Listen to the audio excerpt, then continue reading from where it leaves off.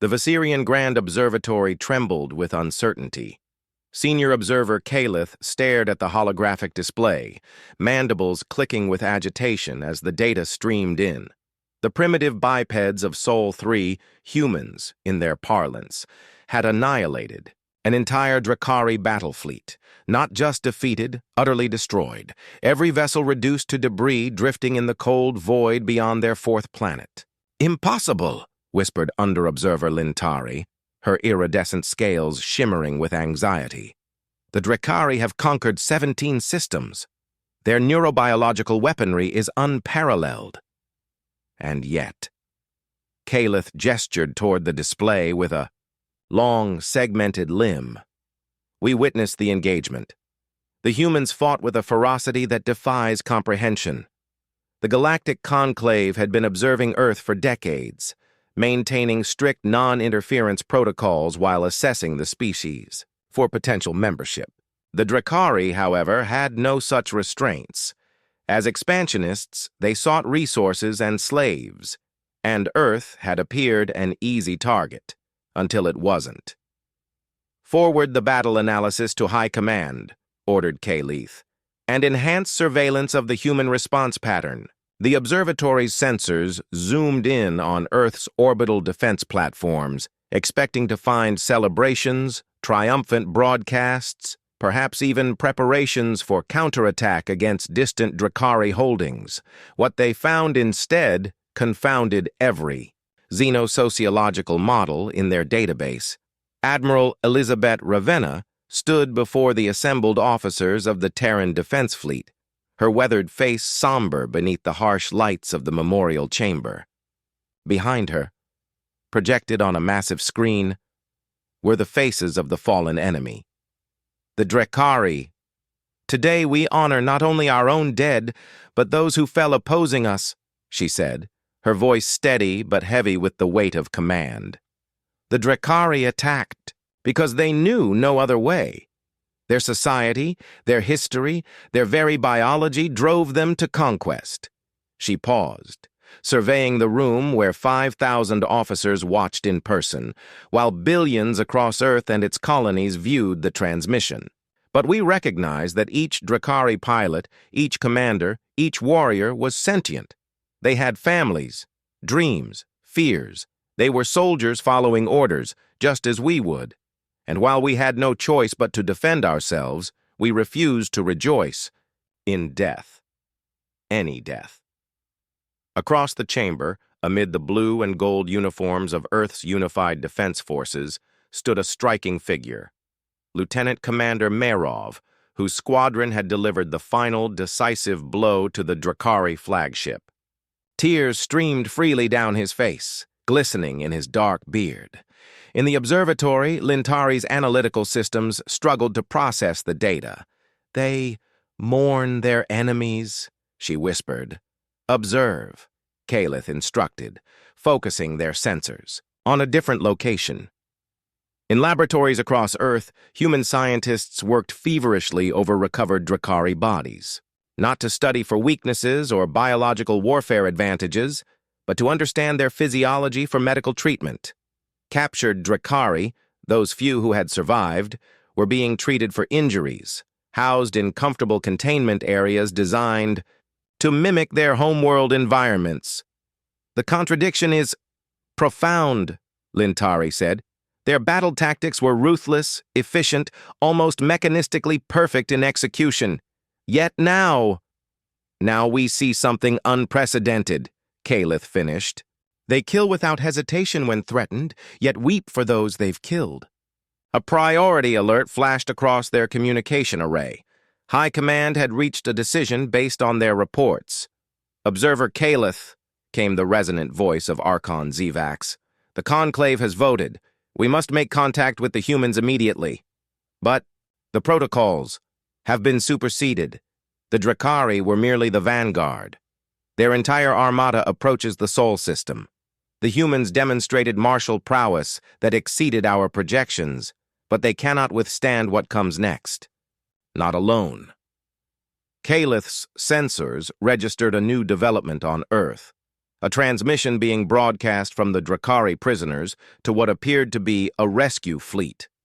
The humans had given their captives communication access. They don't even know, Lintari whispered in horror. They're so focused on treating their enemies with dignity that they haven't realized they're summoning their own destruction. Kaleth's decision crystallized. Prepare diplomatic protocols. We make contact at dawn. The headquarters of the United Earth Defense Council buzzed with activity as news of the alien vessel approaching Earth orbit spread through the command. Structure. It wasn't Drakari. This ship's configuration was entirely unknown. Tell me why I shouldn't blow it out of the sky, General Orlov demanded, his scarred face contorted with suspicion. The holographic projection of the sleek, crystalline vessel hovered above the war table, rotating slowly to reveal its exotic design. Admiral Ravenna studied the alien craft, because they're broadcasting on all frequencies in 17 Earth languages, requesting peaceful contact. The Drakari never attempted communication. And our prisoners? Asked Commodore Aisha Ndiaye, head of xenobiological research. Dr. Vaskan Ionescu, chief xenopsychologist, consulted his tablet. They're agitated. The Drakari we've treated recognize the ship configuration. They call these new arrivals the Watchers, apparently a species called Viserians. Wonderful, Orlov growled. More aliens. Outside the council chamber, Lieutenant Commander Marov escorted the alien diplomat and 2 attendants. He had been selected for the role due to his unusual combination of combat record and his doctorate in xenoanthropology. The Viserian diplomat, Kaleth, towered over him at nearly 7 feet tall, with a segmented exoskeleton reminiscent of Earth's arthropods but covered in fine, iridescent filaments that shifted color with each movement. The alien was both beautiful and unsettling. I thank you for receiving us, Kaleth said through a translator device. We have observed your species for decades, but had not planned to initiate contact for another century. Then why now? Mirov asked, leading them down a corridor lined with artifacts from Earth's spacefaring history. The Drakari you defeated were merely a reconnaissance force. Their central armada approaches. They will not forgive the defeat you inflicted, and their numbers are substantial. Marov's steps faltered momentarily. How substantial? 17,000 vessels, over 3 million combat personnel. The lieutenant commander maintained, his composure with effort. And you've come to warn us? To offer alliance, Kaleth corrected. The Galactic Conclave has voted to accelerate Earth's admission process. Your species has demonstrated qualities we find unexpectedly valuable. They had reached the council chamber doors. Mirov paused. Our military capability? Kaleth's translator emitted a sound like crystalline chimes. Laughter, Mirov realized. No, Commander. Your empathy. Inside the chamber, Earth's highest military authorities received the news with stunned silence. You're telling me, General Orlov said slowly, that you want to ally with us because we held a memorial service for the enemies who tried to conquer us? Precisely, Kaleth responded. The galaxy is filled with species that can wage war. Some, like the Drakari, excel at it. What we rarely encounter is a species with both the capacity for effective violence and the moral framework to restrain it appropriately. Admiral Ravenna leaned forward. You've been watching us for how long? Since your first nuclear detonations. We observed your Cold War, your subsequent unification efforts, your environmental restoration projects. Most telling was your species' decision to maintain military readiness while pursuing peaceful expansion. The Viserian's attendant, Lintari, activated a holographic display showing Earth's solar system, then expanding outward to reveal thousands of star systems. Points of light in various colors appeared throughout the galaxy map. The red indicators represent Drakari-controlled systems, the blue conclave members. The Drakari believe conquest is their biological imperative. The Conclave believes in cooperation, but lacks sufficient martial capability to defend against determined aggressors. And you think humans provide some middle path? Asked Commodore Ndi. We observed how you treated the Drakari prisoners, Kalith said. You provided medical care, accommodations tailored to their biological needs, even communication access. The aliens' colors shifted to deep violet. That last decision, while honorable, accelerated the Drakari response. They know their advance force failed, but they also know you treated their wounded. And this offends. Them? Dr. Ionescu asked. It confuses them, Lintari interjected. In their culture, to be captured is shameful. To be shown mercy by captors is the ultimate humiliation. Your kindness reads as brutality to their cultural framework, a sophisticated psychological warfare tactic. The implications settled over the room like a shroud. So we've inadvertently provoked them further, Ravenna concluded. Yes, Kalith confirmed. And now you face annihilation, unless you join with us. The Conclave offers technology, resources, and defensive support. In exchange, we ask that humans serve as peacekeepers in disputed regions. Mercenaries, you mean? Orlov said flatly. Guardians, corrected Kalith, who understand both the necessity of force and its terrible cost. The integration of Viserion technology with Earth's defense systems proceeded at a blistering pace. Human engineers worked alongside Conclave technical advisors, marveling at quantum computation matrices and gravitational manipulation systems beyond their previous comprehension. Commander Jira Okafor, Earth's leading expert on weapons integration, studied the schematics for the Conclave's defensive shield technology with growing concern. These systems are impressive, she told her Viserion counterpart, technical specialist Vreen, but they're fundamentally defensive. The Drakari fleet outguns us 10-1. We can't win by simply absorbing punishment. Vreen's translucent appendages manipulated the holographic display. The Conclave has always prioritized protection over aggression, which explains why the Drakari have taken 17 of your systems, Okafor observed dryly. In another section of the orbital shipyard, Lieutenant Commander Mayrov had been reassigned to work with the Drakari prisoners. His unique background made him the perfect liaison between the captured aliens, human leadership, and the newly arrived Viserions. The senior captive, Commander Arkex, refused to sit in Mayrov's presence. Point of Drakari pride. His crimson scales were dulled from captivity, but his 4 yellow eyes burned with undiminished intensity. Your species is an aberration, Arkex said, mandibles clicking rhythmically. You fight with cunning and ferocity, then become weak and sentimental in victory. Mayrov had spent weeks studying Drakari language and culture. He knew directness was valued above all else. We don't see compassion as weakness, he responded. We see unnecessary cruelty as inefficient. Arkex made a harsh sound. Laughter, Mayrov had learned. And now you ally with the Viserions, spineless, observers who watch worlds burn rather than dirty their precious appendages. The Viserions are helping us prepare for your armada's arrival. Helping? Arkex's secondary arms twitched in what Mayrov recognized as amusement.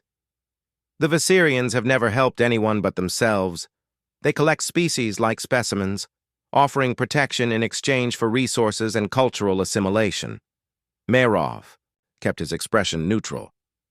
Unlike the Drakari, who offer only conquest or annihilation, we offer clarity! Arkex moved closer to the energy barrier separating them.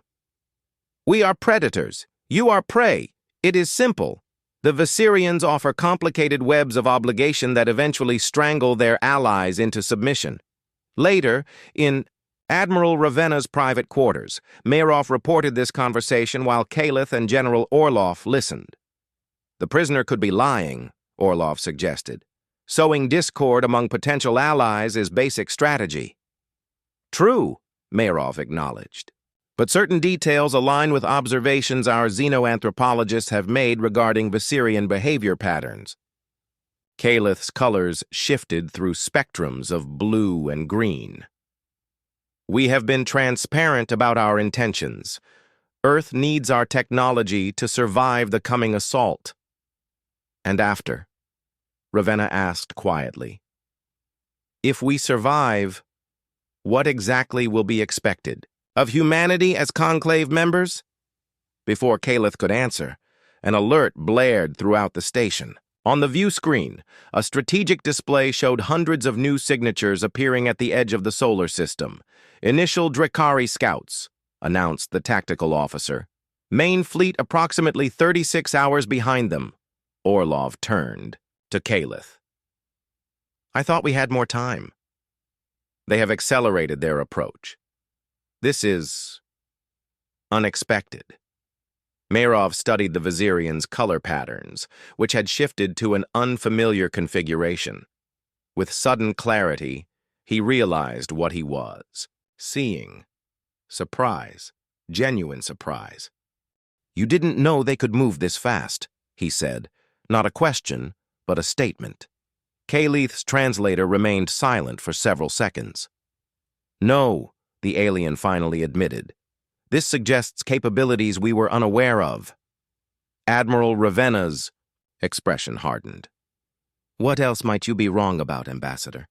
The question hung in the air as tactical displays updated with more enemy signatures appearing by the minute. Commander Okafor burst into the room without ceremony. Admiral, I've been analyzing the Conclave shield technology. It has a critical vulnerability the Viserions never mentioned, one the Drakari almost certainly know about. All eyes turned to Calith, whose colors had shifted to a deep, troubled purple. Explain, Ravenna ordered. The shield harmonics operate on predictable quantum frequencies, Okafor said. The Drakari weapon systems we captured show they've specifically designed their attack patterns to exploit these weaknesses. Is this true? Orlov demanded of Calith. The shields have limitations, the Viserion acknowledged reluctantly. We believed human weapon systems might compensate for these deficiencies. Marov felt a chill of realization. You're not here to save us. You're using us as a buffer, hoping we'll damage the Drakari enough that they won't immediately threaten. Conclave core systems. The silence that followed was answer enough. We have 29 hours before the main Drakari fleet arrives, Admiral Ravenna announced to the crisis command team. Our options are limited, our allies compromised, and our enemy vastly superior in numbers. The command center of the Lunar Defense Headquarters buzzed with controlled urgency. Holographic displays showed Earth's combined defense fleet, 472-2, vessels of various classes, now supplemented by 38 Viserion ships. Not enough, muttered Orlov. Not nearly enough. Commander Okafor stepped forward. With respect, we've been approaching this problem conventionally. Matching fleet against fleet is suicide. You have an alternative? Ravenna asked. Yes, ma'am. The Drakari and Viserions both possess advanced technology, but they think in predictable patterns. The Drakari are aggressive but straightforward. The Viserions are defensive and risk-averse. Neither demonstrates human adaptability, she gestured to the tactical display. We've been integrating their technologies but applying them according to their doctrines. I propose we do something neither species would consider. Lieutenant Commander, Marov, who had been quietly observing, suddenly understood. You want to use their technologies against each other? Precisely, Okafor confirmed. The Viserion shields have vulnerabilities the Drakari exploit. But what if we deliberately create those vulnerabilities as bait? For the next 18 hours, human engineers worked alongside carefully selected Viserion technicians, those Calith had identified as sympathetic to Earth's plight rather than simply following conclave directives. Together, they modified the shield systems on 70 Earth vessels to emit the precise quantum signatures that would attract Drakari fire. Meanwhile, in a heavily secured section of the base, Marov implemented the second phase of the plan. Commander, Archex, and 5 other Drakari prisoners had been brought to a special chamber under heavy guard. "Your armada approaches," Mayrov told them without preamble. "We have 2 options, total war or communication." Arkex's mandibles clicked in contempt. "The Drakari do not negotiate with prey. Then explain why your advance force transmitted detailed scans of our planet rather than simply attacking vital infrastructure," Mayrov challenged. "You were assessing us, not just as an enemy, but as a species." The Drakari commander's secondary eyes narrowed, a sign of surprise Mayrov had learned. "Your brain capacities exceed our projections," Arkex finally admitted. "The preliminary attack was a test of your capabilities. The data suggested your species might be useful." "As slaves?" "As vassals," corrected another Drakari officer named Treka. "There is a difference in our culture. Slaves are property. Vassals retain autonomy within parameters." Mayrov nodded slowly. "And if we offered something more valuable than vassalage?" 4 of Arkex's eyes focused intently on the human. "Explain." "The Viserians have been using us, positioning Earth as a buffer between Drakari expansion and conclave space. But they've given us access to their technology in the process." Mayrov activated a holographic display showing the modified shield systems. "We can deliver their entire technological database to your armada, along with our own adaptations that make their defensive systems more effective." Arkex studied the human with new intensity. "Why would you betray your allies?" "They were never truly our allies," Mayrov replied, "and the Drakari respect strength. We're demonstrating ours. Not just martial, but strategic." Hours later, Admiral Ravenna reviewed the final battle plan with her command staff. The modified ships would form the front line, deliberately attracting Drakari fire. Behind them, the main fleet would utilize a new weapon system Okafor had developed, one that combined Viserian gravitational manipulation with human nuclear technology. "The Drakari will target our apparent vulnerabilities," Ravenna explained. "When they do, we'll have their entire assault force concentrated precisely where we want them." Calith, who had been permitted to attend as Earth's nominal ally, shifted, colors rapidly in distress. "This strategy violates multiple conclave protocols regarding proportional response and technological application."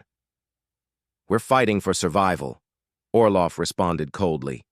"Protocols are luxury we cannot afford." As the final preparations were completed, Mayrov sent one last transmission to the approaching Drakari fleet, a detailed technical package that included not only Viserian shield specifications, but also the exact formation and capabilities of Earth's defense fleet. "Betraying your own forces?" Calith asked when they were momentarily alone. "No," Mayrov replied calmly. "Creating confusion. The information is accurate but misleading." The Viserians' colors darkened. "You gave them real, technical data." "Yes, and when they analyze it, they'll see exactly what we want them to see, an opportunity too perfect to ignore." The void beyond Luna's orbit erupted in blinding light as the first wave of Drakari warships emerged from hyperspace. Their formation was precise, methodical. Thousands of arrow-shaped vessels arranged in attack clusters, just as human strategists had predicted. Aboard the EDF flagship Intrepid, Admiral Ravenna watched the tactical display with outward calm that belied her inner tension. Every simulation had shown catastrophic human casualties, even in victory scenarios. "Drakari flagship is transmitting," announced Communications Officer Patel. "They're requesting to speak with our command." Surprise rippled through the bridge. The Viserian observers exchanged confused glances, their color patterns shifting to deep blues of uncertainty. "Put them through," Ravenna ordered. The main view screen flickered, revealing a Drakari commander whose elaborate carapace decorations identified him as Supreme War Leader Drakthar. Behind him, other Drakari officers monitored battle stations. "Defenders of Sol 3, the alien began without preamble, his translator rendering his clicks and whistles into crisp English. We have reviewed the technical data provided by your representative. Most interesting. Ravenna's expression remained neutral, though internally she wondered which part of their strategy had most intrigued the Drakari commander. We are prepared to defend our world, she responded simply. As expected. Drakthar's mandibles shifted in what might have been amusement. You have demonstrated both martial prowess and strategic cunning.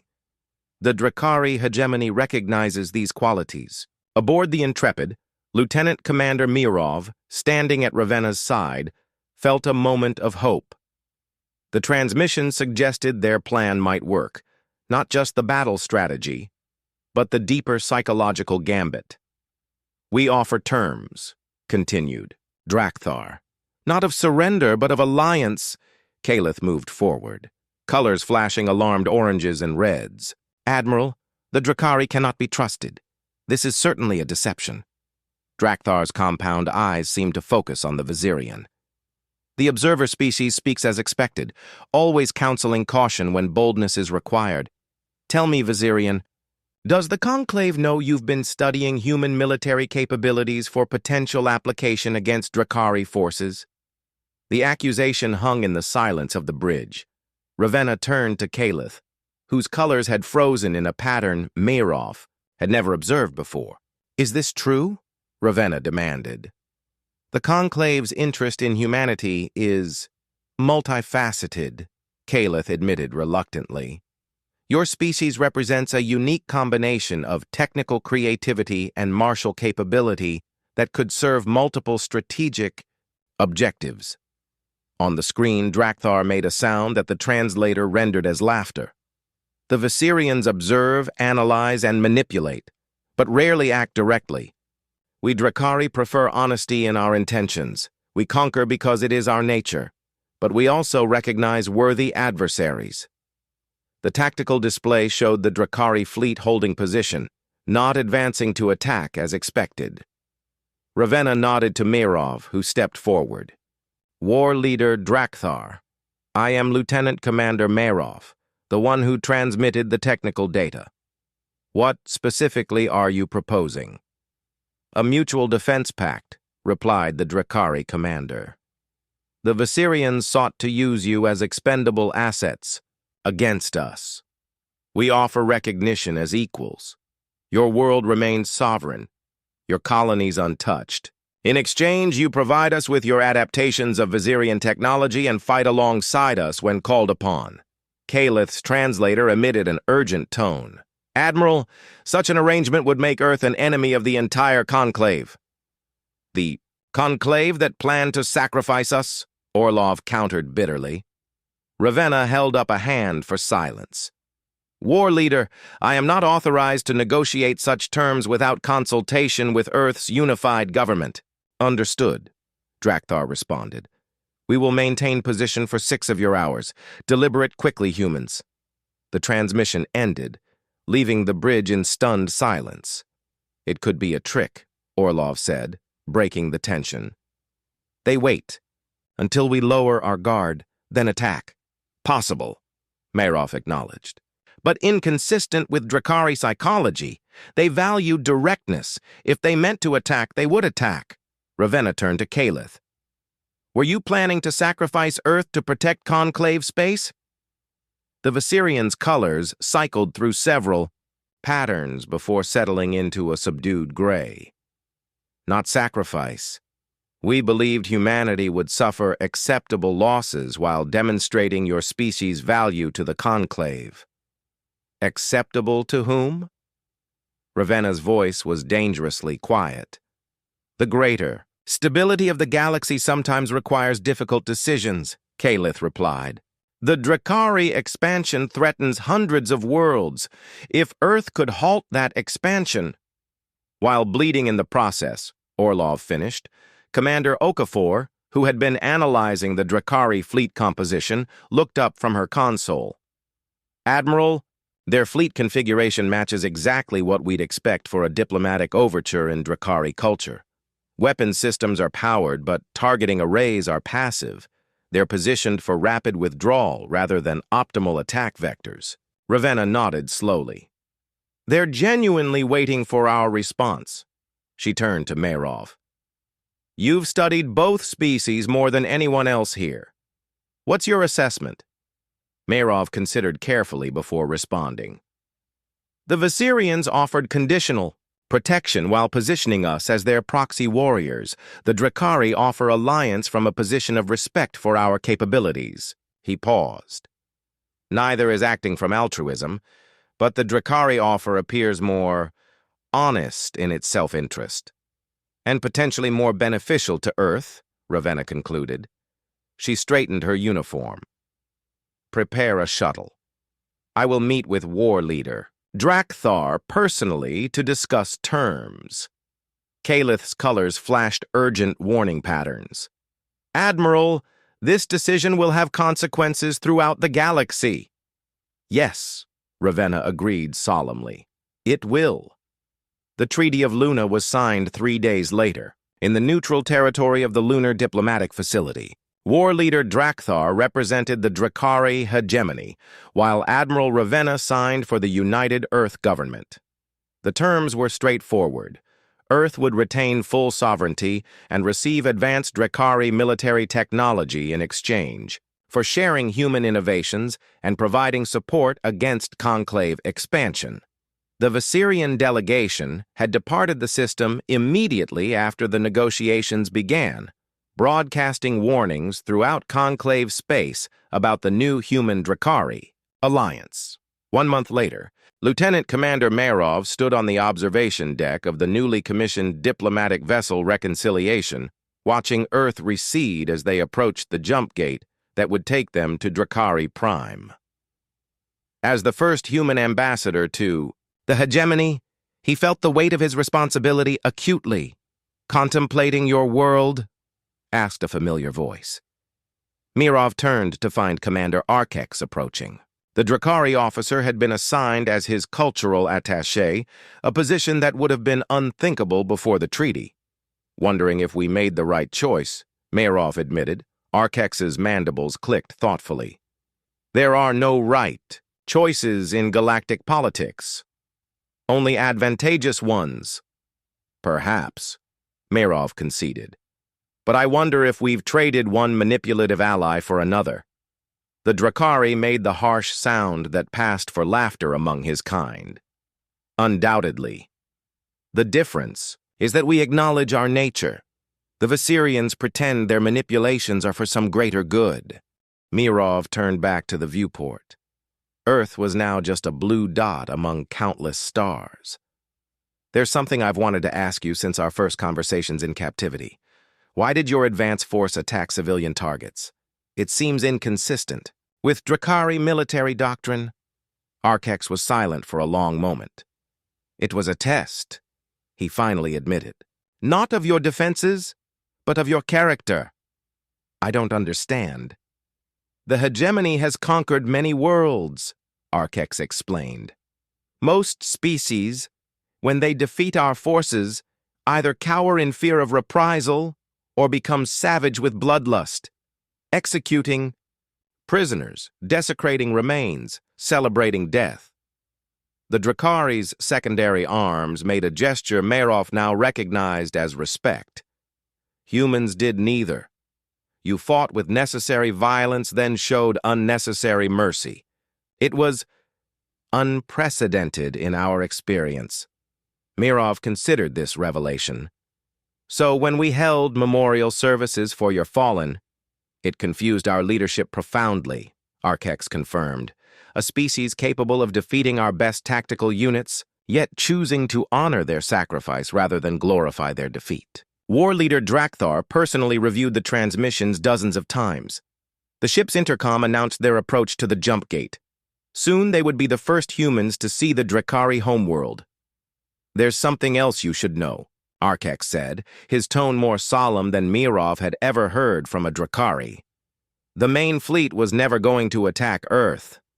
Mirov turned sharply. What? The Armada was positioned to intimidate, to test your response under pressure. Had you panicked? Had you executed prisoners or launched desperate attacks? the fleet would indeed have destroyed your civilization. But your people's reaction, strength tempered with compassion, was precisely what our leadership hoped to find. Why? Because the hegemony is dying, Arkex said simply. Our conquests have brought us resources, but also stagnation. We expand because our cultural framework allows nothing else. But our leadership has recognized for centuries that this path leads ultimately to our extinction. Mayrov struggled to process this information. You were looking for an honorable way to change. Yes. The Viserians observe, but never engage. Other species either submit or resist futilely. Humans offer a third path, one where strength and compassion coexist. The jump gate activated, its swirling energies preparing to catapult them across light years. Mayrov thought of the memorial service that had so confused their former enemies, the simple human tradition of acknowledging the humanity of those who died even in opposition. On Drakari Prime, Arkex continued, you will be asked to establish what your people call cultural exchange programs. Our leadership believes exposure to human perspectives may help our next generation evolve beyond conquest alone. Mirov nodded slowly, and Earth gains a powerful ally in the process. Mutual advantage, Arkex agreed. The foundation of any lasting relationship. As the reconciliation entered the jump gate, Mirov reflected on the ironies of their situation. Humanity had prepared for an existential battle, only to find themselves engaged in something far more challenging and potentially more rewarding than warfare. They had become not conquerors or the conquered, but something unprecedented in galactic politics, mediators between fundamentally different ways of existence. The ship emerged in orbit around a crimson world, circling a binary star system. Drakari Prime, a planet humans had expected to face in war, now welcoming them in cautious alliance. On the planet's surface, something unprecedented was occurring. For the first time in their 15,000-year recorded history, the Drakari were conducting a ceremony honoring fallen enemies, those who had died in the brief battle with Earth's defense forces. They had adopted the human ritual, not fully understanding its significance but recognizing its power. Our two species may never fully understand each other, Arkex observed as they watched the ceremony being broadcast from the surface. But perhaps we don't need understanding to find respect. Mayrov thought of Admiral Ravenna's words at the first memorial service, the acknowledgement that even enemies are sentient beings with dreams and fears. Sometimes, he said quietly, respect is enough to begin with. The reconciliation settled into orbit as diplomatic preparations began. Below them, two species that evolution had designed for conflict were attempting something far more difficult than warfare, peace built on mutual strength rather than subjugation. Neither humans nor Drakari harbored illusions about the challenges ahead, but both recognized the rare opportunity they had discovered in each other. Allies who understood the necessity of force and the greater necessity of restraint. In the vast, cold expanse of space, where countless civilizations had risen and fallen through cycles of conquest and collapse, this fragile beginning represented something genuinely new, not peace through weakness or dominance through strength, but a third path forged by a species that could both fight fiercely and mourn sincerely. The galaxy would never be the same.